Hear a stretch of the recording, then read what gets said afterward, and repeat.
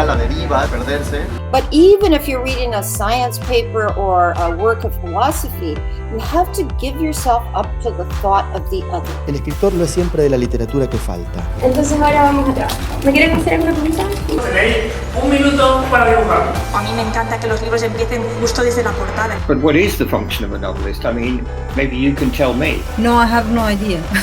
Hay una cuestión geográfica en la circulación de la literatura, una cuestión de mapas y fronteras.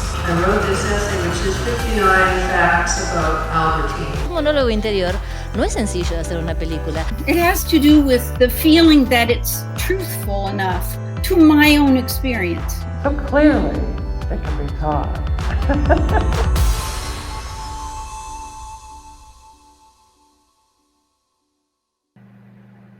Hola, bienvenidos y bienvenidas a esta nueva actividad del FILBA 2021.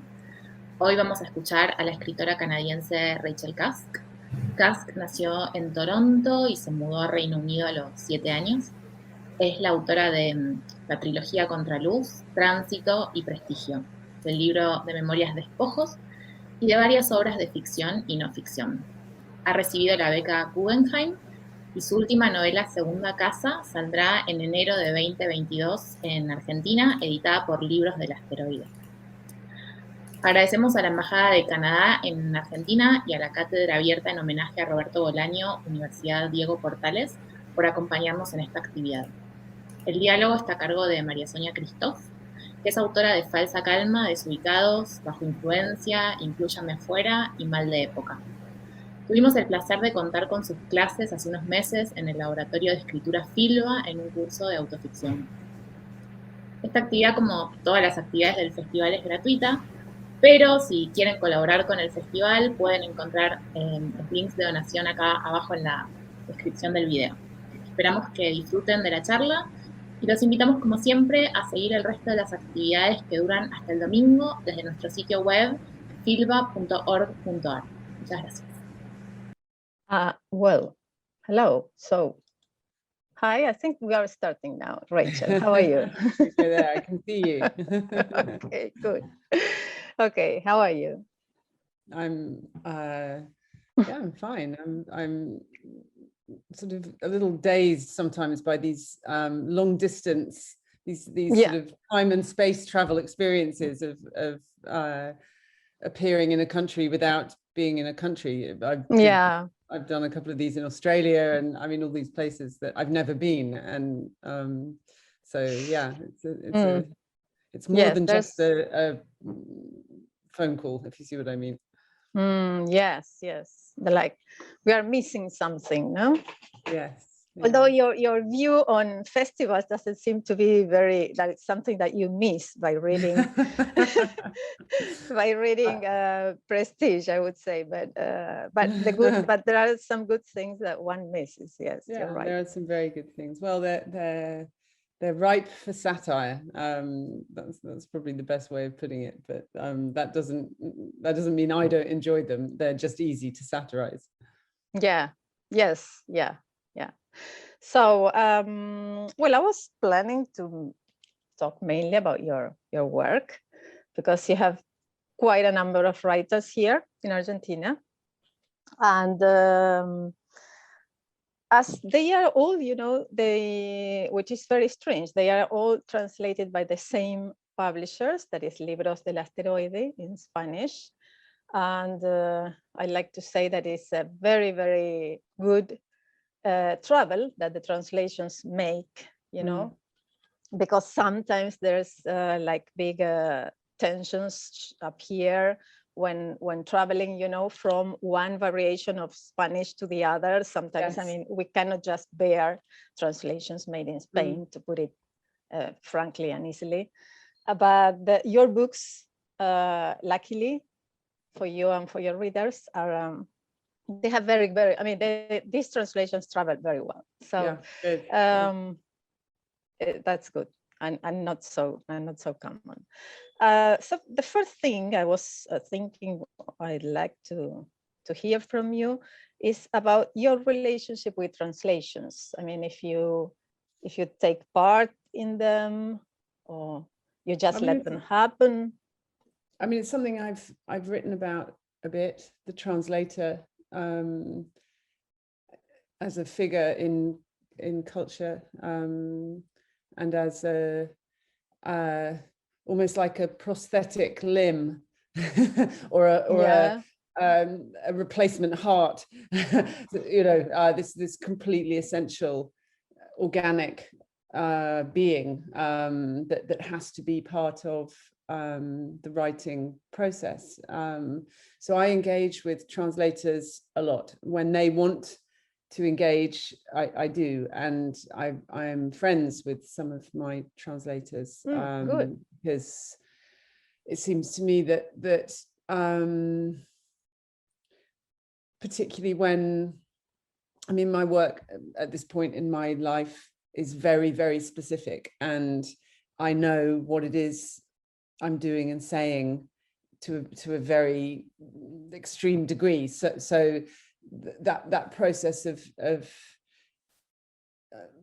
I suppose negotiation, of trying to transfer this through someone else into another language is very intricate and interesting. So at the moment, I've just moved to Paris, and my French is very far from perfect. It's possibly even very far from good. So I'm really, really experiencing the difficulty of translating myself into this new completely world. or working with a translator. Yeah. So the incredible sort of intergalactic travel of the translator allows a text is incredible to me. Yeah, but now you're translating some novel, for the latest, for instance, or you're translating some specific work, or I am misunderstood? No, I'm not translating. I'm having to translate myself. Or yourself, French. which is another. Yeah, I know. I thought, as you mentioned Beckett so much, I thought that you were doing like some kind of this bilingual. But it's interesting because one of the things that I've felt in starting to exist in a very rudimentary way in a new language, I felt a great sense of being tired of my language, tired of English, and of having almost come to the end of what I felt it was possible for me to say in English. And so it's almost like being reincarnated. And I've been reincarnated as I think a 3-year-old French child. Yeah, that's about my level. So it's amazing to be making these new sounds and new sentences, and that feels like an opportunity for self-reinvention in some way. Interesting and very bold. And it strikes me as something that like drives your work, at least.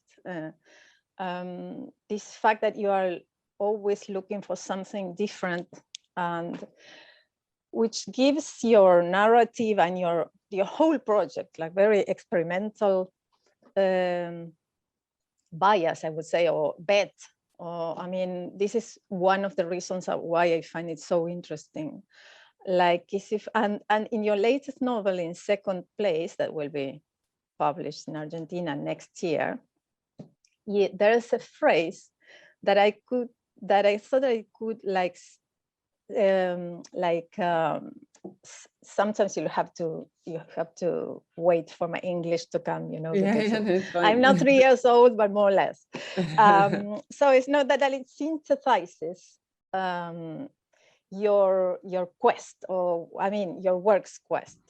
And it's a moment where the narrator says that she has like a dog-like quality of always being digging in until like some kind of truth or painful light comes to light. And I was thinking of this phrase and looking like, with some distance to at least to the books that you have published in Spanish. And where I could see for the audience's sake, I could add that in your trilogy that is comprised of outline and transit and kudos, and then a previous book called Aftermath in English. You're always like digging into something very specific, like going to the core of things. Like I would say that in your trilogy, you go to the core of what it means to narrate at the beginning of the 21st century. And well, an Aftermath is more evident because it's even in the subtitle, which is it's an indagation on marriage and divorce. And in your latest novel, I would say that you do the same with what it means to be to be an artist. So I was thinking, and now you say that you are like somehow digging into what it means to write and be and exist in another language, which also like gives more emphasis to the hypothesis. So I was wondering if this is like a method for you, like a composition method, that you first think of a subject or one of those things that you want to dig into, and then you advance, or how if this what I mean about your composition method of your books, if you first think of a problem, like a literary problem, or subject, and from there you go, and how is it that you work normally? Well, I think my writing process and my process of composing and conceiving of things is very unconscious, very non-egotistical in a funny way. It's not anything to do with identity or with myself saying things. It's a search for authenticity, I suppose, and it's driven by a awareness of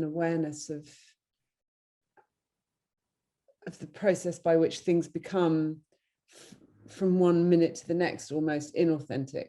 And I think I see what I do as a correction. it's a if you think about how change happens, how progress occurs, if it is progress, how development and movements through time occur. And I suppose I see that as a kind of zigzag path around the truth, that things are brought back to the truth and veer away from it again. And I guess my impulse is to see, I suppose, a reality, or the version of events that people take to be reality, to catch it in that drifting away from truth, and to ask myself why that is, what the difference is between these two things, and to try to kind of correct it in some way. And it just so happens that in female identity, for instance, in femininity and domesticity, and a lot of other parts of life that I've been given to write about, that creeping in of artificiality, of inauthenticity is a constant hazard, and so I guess it's given me a lot of work to do, trying to destroy common sense, something like this.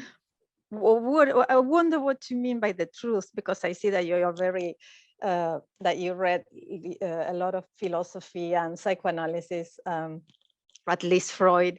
But so what do you mean by the truth? When you say that you are searching after this truth? Well, I mean, the truth is an annoying word. Yeah, it's very risky. Whatever the opposite of fake is, whatever the opposite of inauthentic. So yes. So don't you think that fake is made mainly of common sense? What, that fakeness is the same as common sense? No. Yeah. That as if you were like trying to go after the truth, you go against common sense, because they have this like this shattering of things as they are in your work. This is what I see. Like you shatter the structures. Like this is why I find it so very really experimental and bold. I suppose I believe that at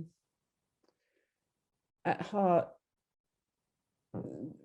the person other than me, the reader, the other, recognizes as a private, almost spiritual fact,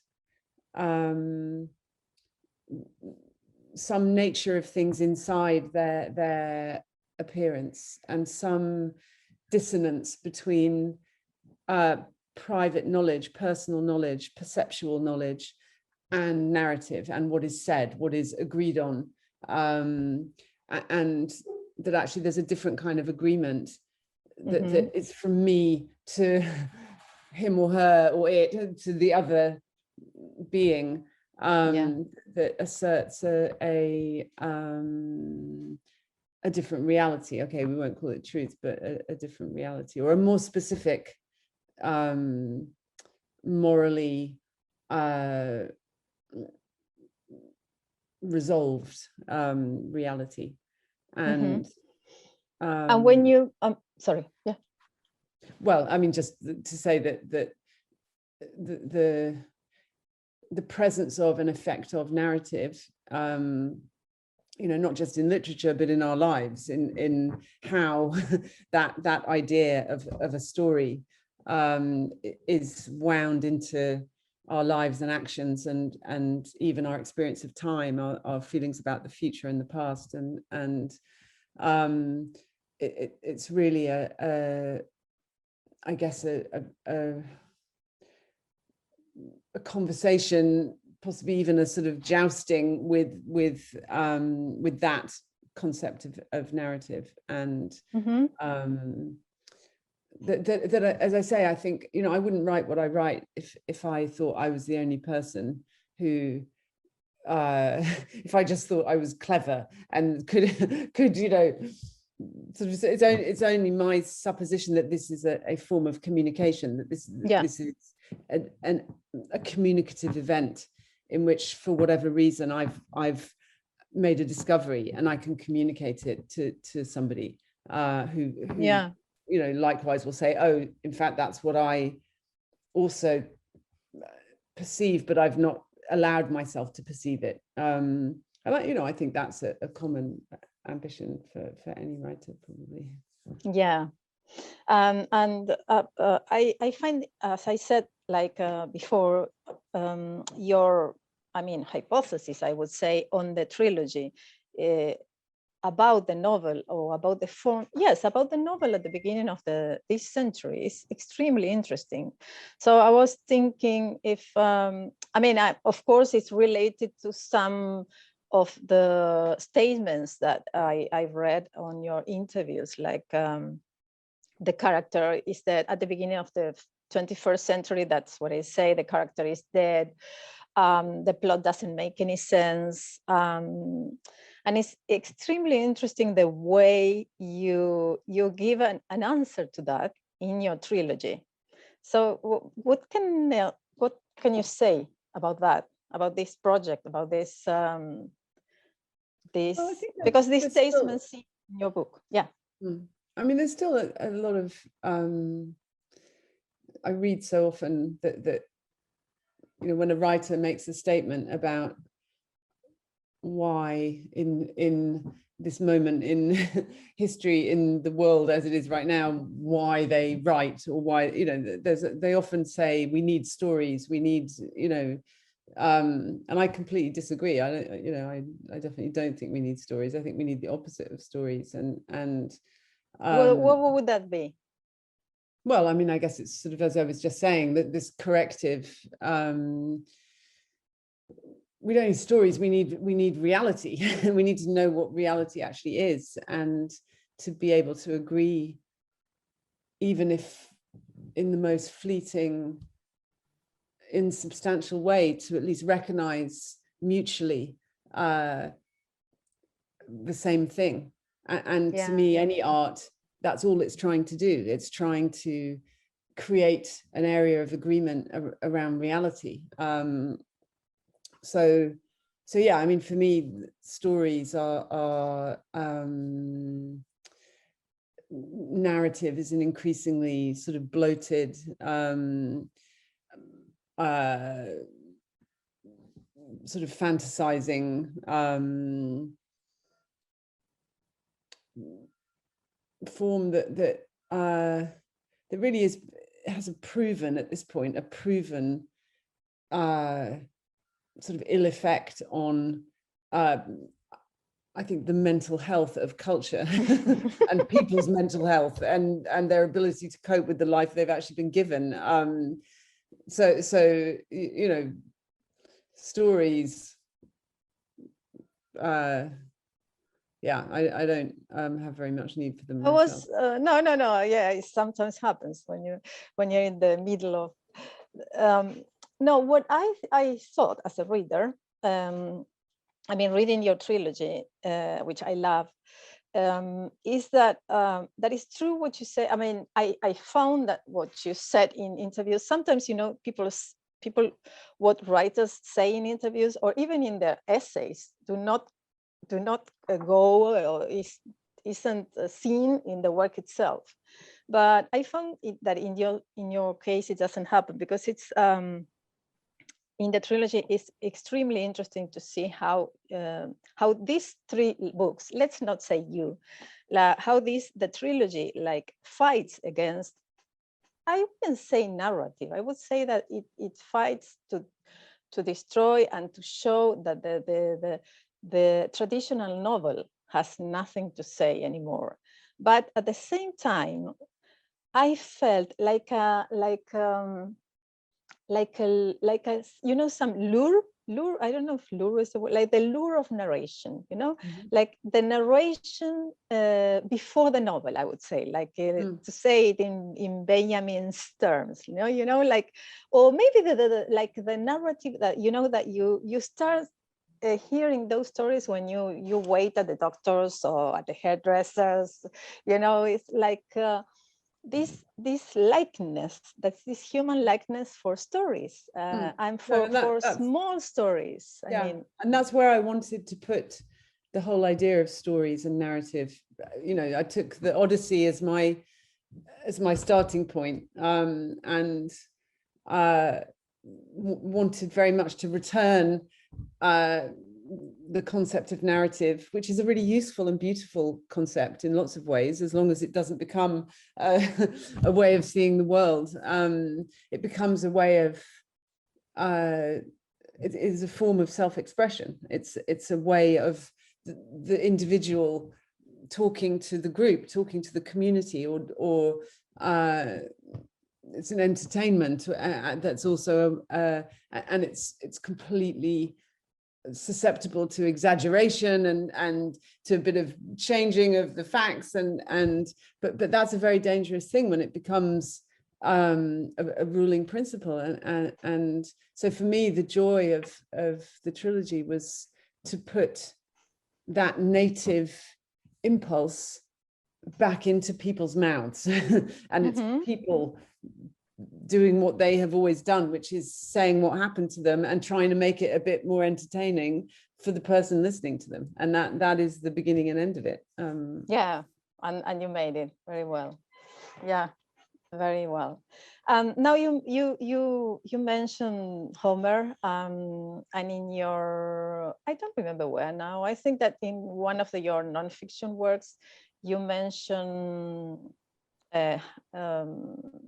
Sophocles and Aeschylus. I don't know how you say Aeschylus in English. Aeschylus, I think. Aeschylus, yeah. Aeschylus. And then in Alive's work, where you deal with maternity, you also make a lot of quotations but on more contemporary writers like Robert, I don't know, Proust, Edith Wharton, and some others.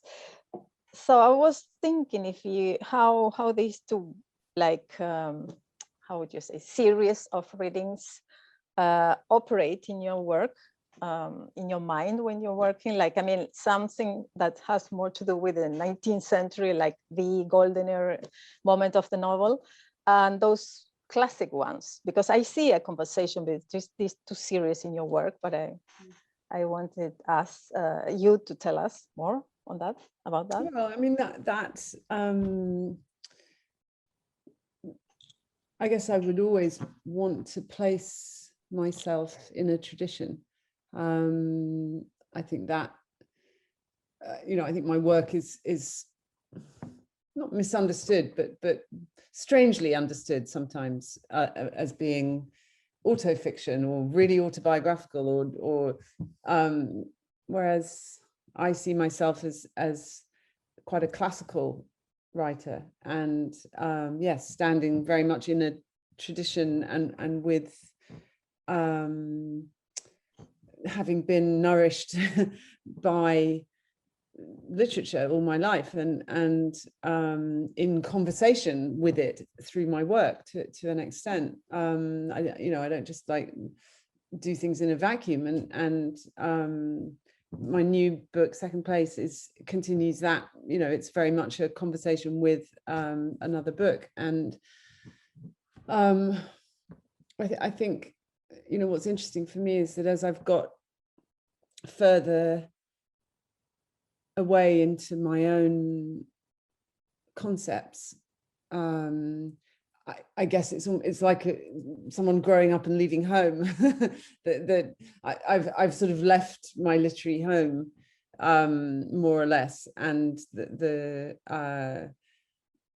texts and the writers that I used, that I lived with and used to help me and learn from, seem quite far away from me now, and I find that I'm in a place where there isn't so much of a language. Not so much has been built. In fact, nothing has been built particularly. Not a lot has been built in this place that I'm in.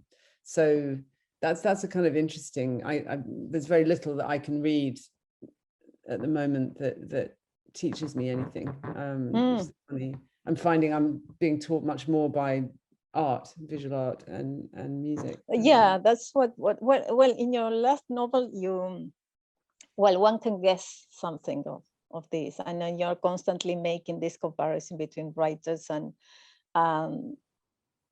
visual arts, and also, well, like the narrator has this kind of revelation through a work of art. I mean, like it becomes her obsession because it tells her something that she doesn't quite completely get, but at the same time drives her, which I thought that was a very good way of speaking, of telling what it is to be interested in your own writing.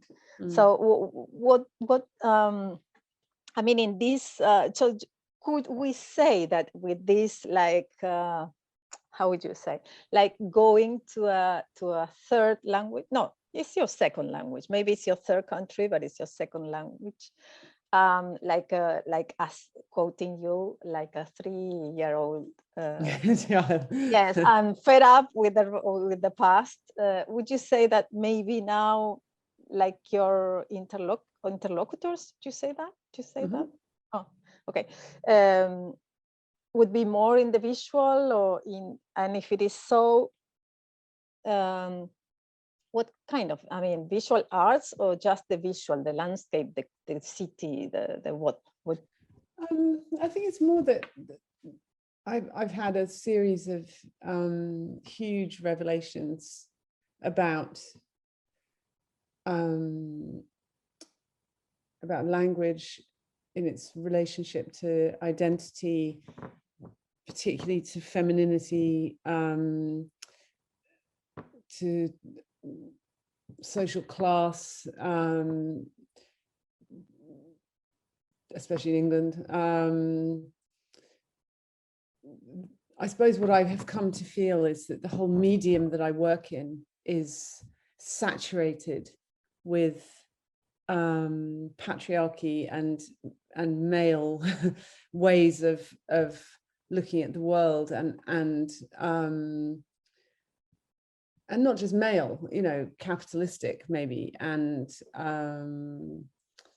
bourgeois, and I don't think, because language is such a common currency, it's such a democratic medium in a way, and perhaps the majority of people don't ever consider the extent to which they are formed by the language that they've been given to speak, and the things that are available to say are predestining, as it were, what is in fact said and how you become, and that whole process is kind of interesting, but it's also, in the end, at my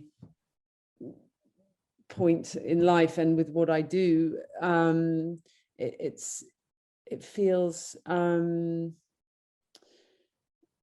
almost as though one, you know, it feels almost like a fight to the death, you know. How can you make this medium, this thing, do something different? How will it ever be able to do anything truly different? Because, you know, as we easily see from literary history, that experimentation and radicalism and are not, they don't affect change. You know, Joyce wrote Ulysses 100 years ago, and the novel is still as conventional now as it was then. You know, people are still writing quasi-Victorian narratives about love, incredible, and describing rooms and doing whatever they're doing, and so in the visual arts, a change is an advance of the group. If new ground is broken, everybody moves into it, and you know, that is progress. Something is actually being. Whereas literature, that's not true. Literature stays exactly where it is, and yeah, occasionally a person does something different. But that's just a little. But I think it's. But don't you? I mean, I agree with you. We have these incredible people writing as if we were in 19th century, with all the structures and unshaken, you know, because it's not only the book and the narrative form, of course, but don't you think that at the same time, at least here in Latin America or in Argentina, we have very like a strong movement of many writers trying different things. What's your, how do you see that in your surroundings? I mean, I think people certainly will try different things, and there are people in you know, Anglophone culture also trying different things, but they don't change anything. Yes, no. Well, know, literature, if Joyce didn't change anything, no one's going to change anything, and you know, those are experiments, they're exceptions, and they're also not. You may change anything in the world, not only in literature. Change anything in literary culture. It you know, they just exist alongside, and it becomes a sort of consumer choice whether you want to read something more interesting or not. So that, you know, that's just something about the language economy, and also what a book is. A book is a pretty democratic thing. Not everybody can buy a painting or you know, but you know, you can buy or borrow a book, and it operates very differently, and I guess I've come to feel that there's a intransigence, something in literary expression that can't be broken down. It can maybe be broken down in poetry, but it can't be broken down in prose, and that is a or not in English prose. So that's so you think sorry, but you think that through visual arts something you have the hope that something can be broken or changed? Well, I think you're free. And I mean, it's I think of these things only not because I think, oh, I wish I was an artist, or only because it reflects so much back on what is problematic about language. And it's really that's what when I think about abstraction, how hard it is to arrive at abstraction in language. And okay, Beckett, who you mentioned at the beginning, you know, he got maybe closer than most people to that. And that, in a sense, is where one would want to go towards abstraction. But to get a reader to participate in that is a very different thing in language than in the visual arts. Very. Because sorry. Yeah, because a book can only exist when someone reads it. So the reader needs to create the book, and you can't ask them to create something that, you know, is beyond comprehension. Anyway, so these are all interesting ideas to me. When you mentioned many times your quest when you were writing something that is called, I've seen sometimes that your work is labeled as autofiction when they speak of the trilogy, which I don't know how, because I can't find anything to relate it to autofiction, but it could be easier to understand, at least as a reader, when in aftermath or a life's work. And there's a very, in Transit, there's a very funny passage where there is there are two writers at a festival, at a literary festival, and the narrator is there too, and they are all together around the subject of autofiction. Although these two guys have, of course I'm telling this for the audience, Rachel, I know you know, but sometimes we don't know about what we write, but I mean, just for them to open some spaces in your book. This is a nice passage because it's full of humor. I love your very, very subtle sense of humor. And these two guys are speaking or are labeled as autofiction writers, although they write very different stuff. One of them has written a very strange, let's say, or not common life story, and the other one has dedicated like a 1,000-page volume to take notes of his everyday trifle, no? Just what he eats or whatever. And so it seems like one of those very metafictional passages in your books that they are full of them. And if this is the case, I would like you to tell us a bit more about that, and also how it relates to your very interesting, I don't know if statement or hypothesis on autofiction, when you've said, at least in some interviews, that you turned to autofiction because you felt that novel wasn't a form proper to tell a female experience anymore. Well, I think what I said was that earlier in my career, I turned to the memoir form to write about motherhood, or, you know, that was before there was this word autofiction. For me, it was a much more straightforward concept of memoir writing, where you use the I and you say, oh, this happened to me. But you know, I think since then, what writers like Sheila Heti have done with autofiction is you know, much more daring and interesting. And you know, that wasn't really, I wasn't trying to necessarily play with that form. I just wanted to find a form that supposedly represented my personal experience, whether or not that was my personal experience. So you didn't want ambiguity on that side. Is that what you mean? You didn't want the autofiction's ambiguity. That's what you mean? That's right. That's right. Because to me, talking about these aspects of female experience was it needed to circumvent or dodge the automatic reaction in the female reader, or the male reader indeed, to say that's nothing to do with me. I don't feel like that. But in fact, it didn't really work, because the fact that I owned those experiences by saying I meant that the reader could just go, oh, she feels like that.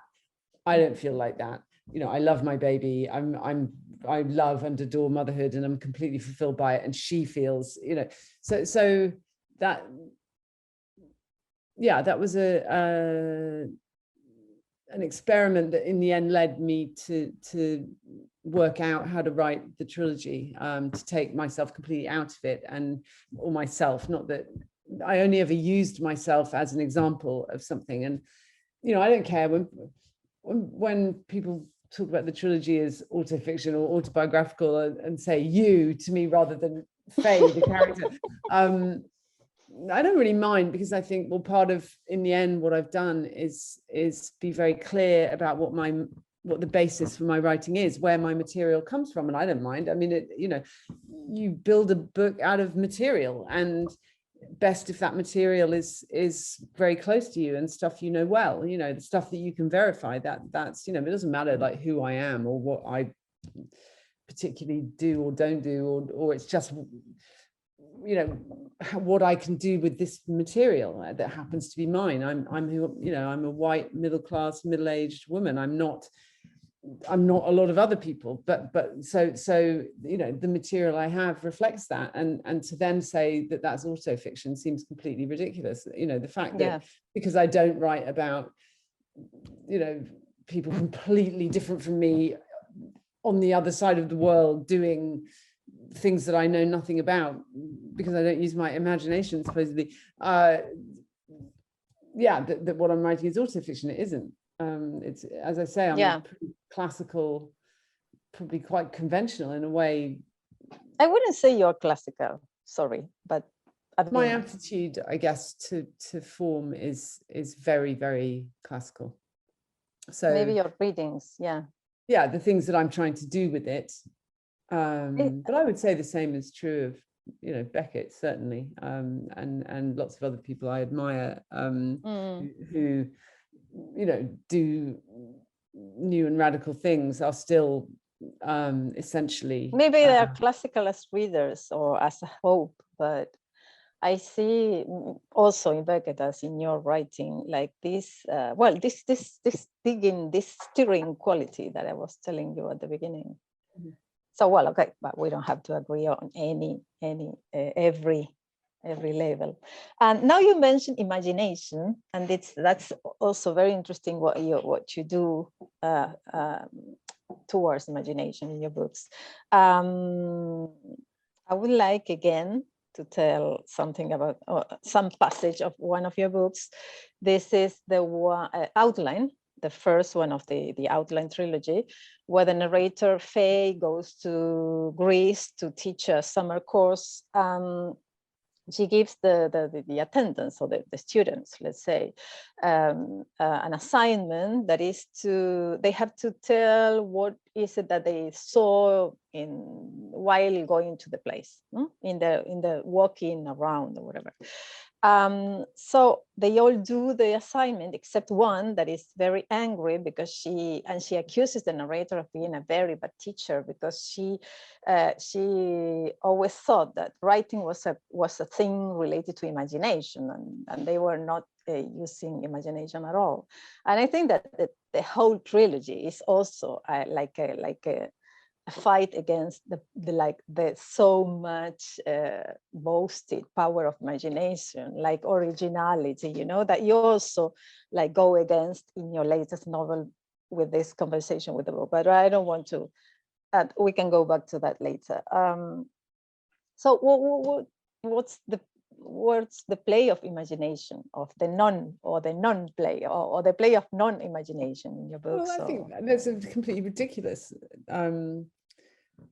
kind of amateur definition of imagination, that imagination is making things up that have absolutely nothing to do with anything that you know or with your own life, or you know, I use imagination every single second of my writing process.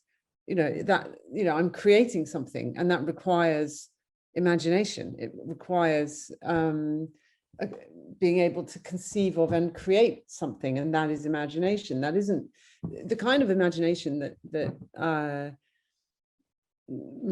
this character in the book is talking about is much closer to pornography. It's much closer to a sort of slightly sordid fantasy, and that you're enacting in your own head, and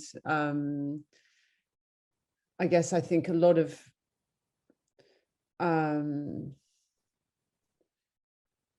writing happens in the middle, in between those two things, where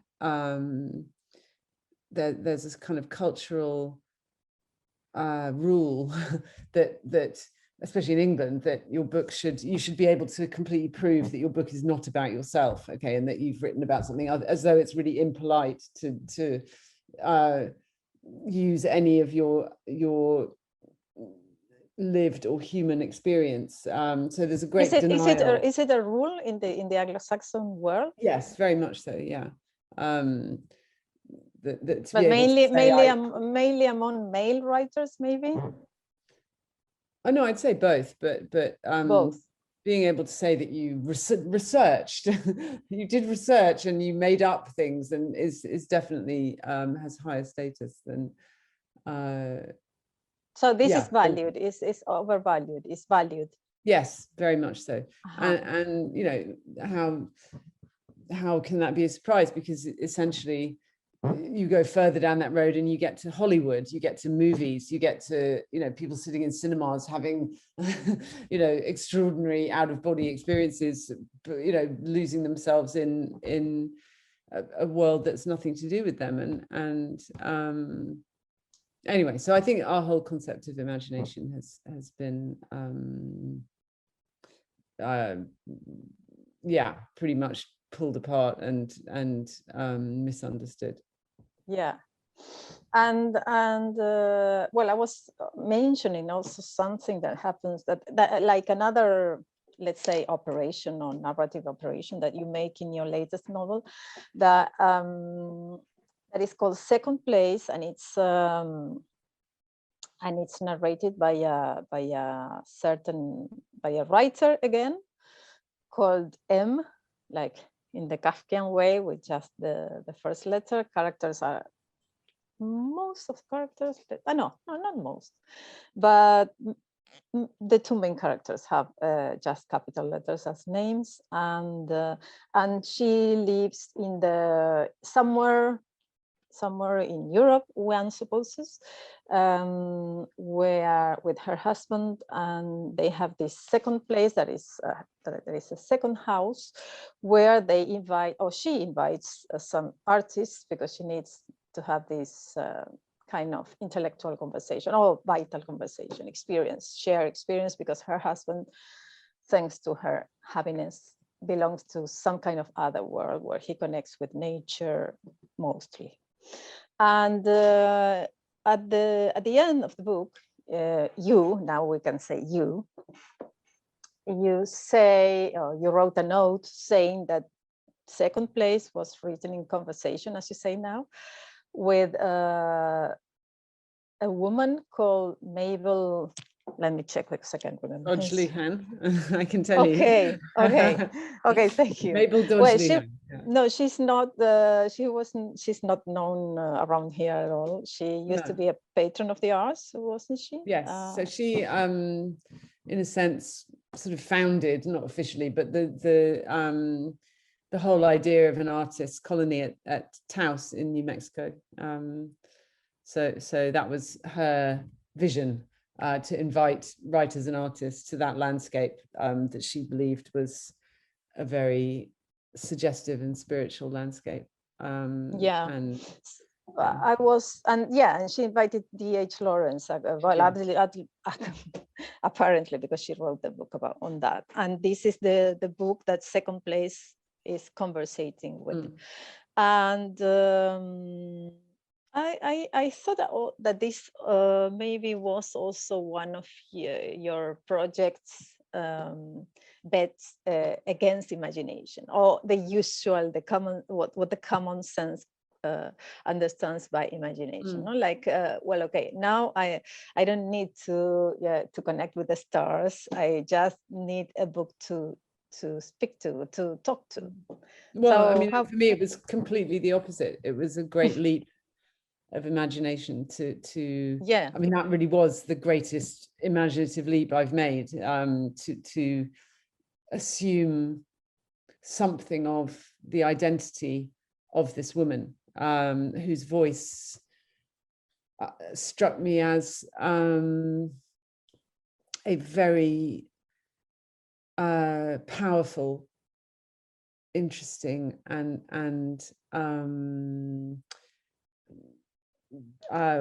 wounded and battered antecedent, an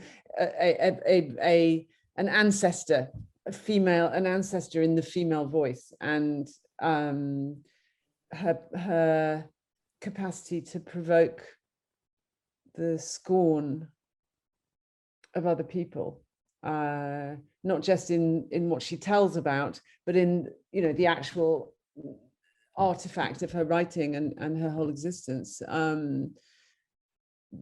Seemed to me, at this distance from her life, to have become a power, and that was what I wanted to access. Was that power. I didn't follow, and I'm very interested.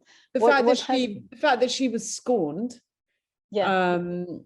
Her writing was scorned. I mean, she had money, so she could kind of do what she wanted, but her voice has been belittled and scorned, and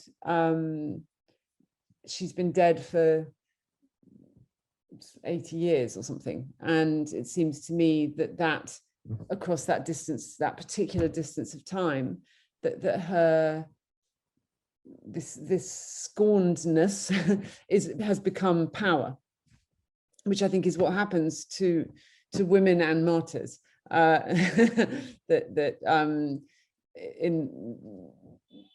She was a martyr to the cause, actually, of women telling the truth, and so I was very, very interested in resurrecting her, and using the space that she created, which is really what I'm doing. I'm using the space. I'm not writing about her or as her. I'm using the very, very particular mold that she made in life, and because I found so much in it that was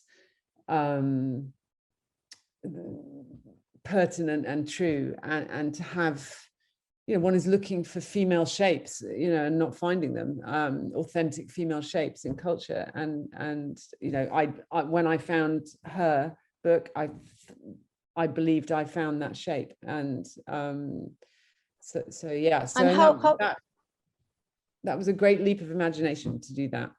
Okay, well, okay, yes, because you stick to your own version of imagination. I'm trying to, okay, it's good, it's good. This is how things change. You start making another connotations for the same word, but I'm still remembering what everybody understands by certain words and concepts. So in what way do you think that M connects to her writing, to what you saw, to what you found in this book? I don't understand the question. M is the character in the book. Yes. Who yes, I suppose is writing the book, because she's writing it in the first person.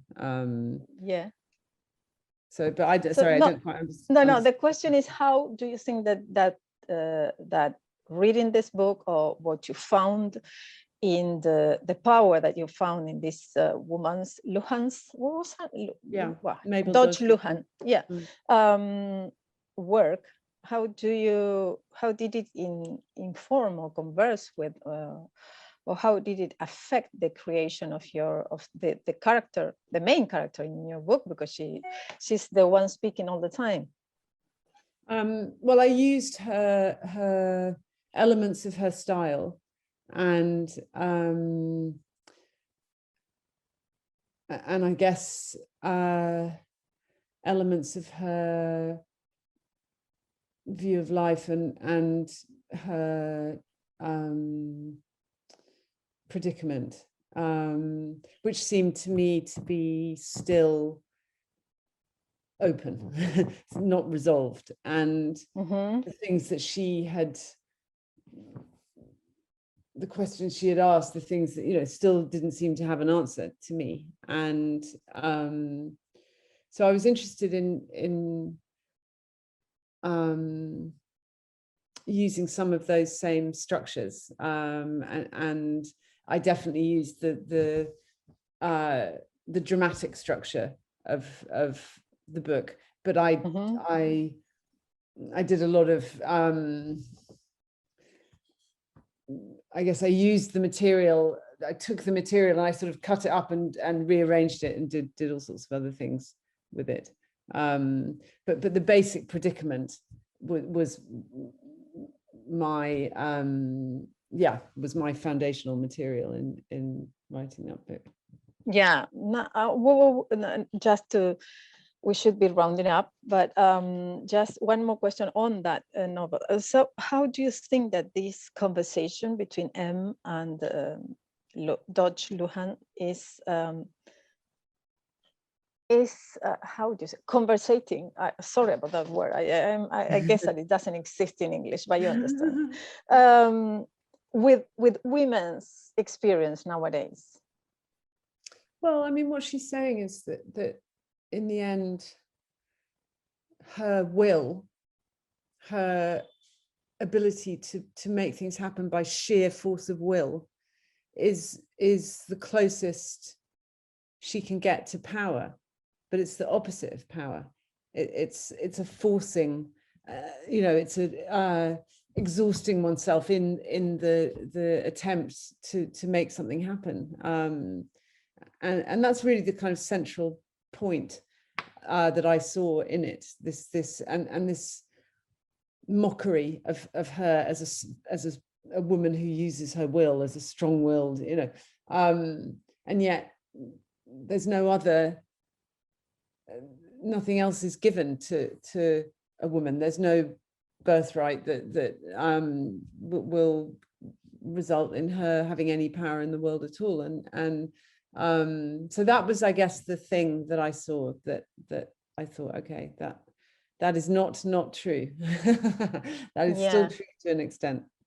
Mm-hmm. Like a feminine version of power, that it should go that way. Yeah. Okay. So, well, I mean, I think that we only have 5 minutes left. So there are certain moral things, but I prefer to ask you if you want to say something, ask something, or add something. That's not a good question to Okay. No. Okay, it happens. No, I just wanted to. Since I'm very shy, but no, I mean, I wish that your festival had been an in-person experience. This separation is a strange thing. I wonder what it will lead to. Human beings not being together in the way that they were. Yeah, well, maybe next year with your novel, your new novel on the streets, you might manage to travel in person. Yes. Yeah. Well, it's yeah. Sorry, I know this shouldn't be in the end, but I'm really very curious about two recurrences in all all the books that I've read, all the books of you that I've read. And we'll finish with that because it's just a matter of curiosity, and probably they will edit it in the end and they will end up with the saying goodbye. But I found that you mentioned very, very much birds, like birds appear all the time. Sometimes they appear as the animals, but other times there are lots of comparisons with birds, the sound of voices and the faces, and also the swimming, the act of swimming. And as these are, I don't know, two so interesting things, I just wanted to It's ask funny, you. the usual thing that people notice is that I always have dogs in my books. And it's true that pretty much every single book I've written has a dog in it. Birds, I haven't noticed. Yeah, and swimming is an important symbolic activity occasionally, I guess, that I find the symbolism of it appealing in certain moments. But it's usually, I suppose, an image of transcendence of some kind, which is where I think I've used it in the past. And also in your life, besides your book, do you swim? You're a good swimmer? I swim a lot, yeah. I'm a big swimmer. Okay. That must be very related to yes, I guess that's to why write. it's there. Yeah, you've read Al Alvarez, I guess, on swimming. I have not. Swimming. I will go and read that immediately. Because he's British. Yes, I know. No, I've read lots of other okay. books, but I haven't read him on swimming. Okay, he has this. Oh, that's a good recommendation. Yeah, you may love it. Okay. Well, Rachel. Okay, so we cannot go for drinks now, as I would like to, but yeah. Okay, maybe some other time. Another time. I'll get there one day. Thank you so much. Thanks to you. Okay. Well, see you. Yeah. Okay. Bye. Bye.